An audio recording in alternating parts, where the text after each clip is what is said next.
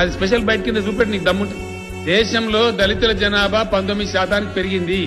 దళితుల రిజర్వేషన్ 19% పెంచాలే కాబట్టి రాజ్యాంగం మార్చమంటున్నాం. దేశంలో ఇయ్యాలటి కూడా మహిళలకు రక్షణ లేదు. మగ పిల్లలతో సమానంగా ఆడపిల్లలకు కూడా ఆస్తిలో హక్కు ఇవ్వాలి.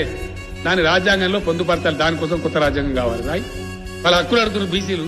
ఇప్పుడున్న రాజ్యాంగం ఇస్తలేదు. కొత్త రాజ్యాంగంలో పొందుపరచాలని నేను అంటున్నా తప్ప 77% సంపద 10% మంది దగ్గర కాదు.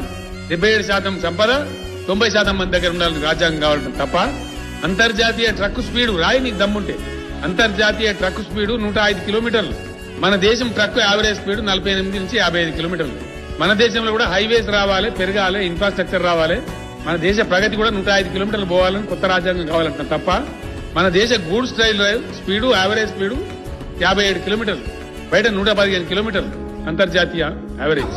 మనకు కూడా అట్లాంటి గూడ్స్ ట్రైన్స్ కావాలంటే కొత్త రాజ్యాంగం కావాలంట తప్ప అమెరికా కన్నా గొప్ప ఆర్థిక శక్తిగా ఎదిగేటువంటి వనరులు, వసతులు, యువత ఈ దేశంలో ఉంది.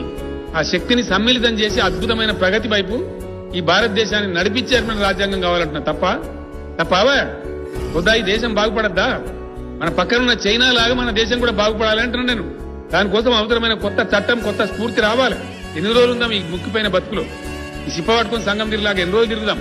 దానికోసం రావాలి కొత్త రాజ్యాంగం తప్ప ఇవాళ కూడా దళితులు మేము పేదరికంలో ఉన్నాం అన్నమో రామచంద్ర అంటున్నారు. ఇవాళ కేంద్ర ప్రభుత్వం సప్లాన్ ఎత్తేసింది, దళితుల సప్లాన్. మేము తెలంగాణలో కొత్త చట్టం తెచ్చినాం. నేను దళితుల కోసమే కావాలంటున్నా కొత్త రాజ్యాంగం. అంబేద్కర్ గారే చెప్పిండా ప్రగతిశీలంగా ఉండాలని, మార్చుకోవాలని చెప్పిండా. అమలు చేసేవాడు మంచివాడై ఉండాలన్నాడు. చెట్టు పేరు చెప్పి కాయలు అమ్ముకున్నాడు కాదు, నా పేరు చెప్పి బతుకుడు కాదు, నా స్పిరిట్, అంబేద్కర్ గారి యొక్క స్పిరిట్ ఇంప్లిమెంట్ కావాలని చెప్పిండా. ఉందా ఇలా దేశంలో అంబేద్కర్ గారు చెప్పిన స్పిరిట్ ఉందా? అంబేద్కర్ గారు చెప్పిన స్పిరిట్ ఇంప్లిమెంట్ అయ్యింటే గిట్టే ఉండదా దళిత జాతి ఇలా దేశంలో? ఎందుకు తెలంగాణలో దళిత బంధు పెట్టాల్సి వచ్చింది ఇన్నేళ్ల తర్వాత?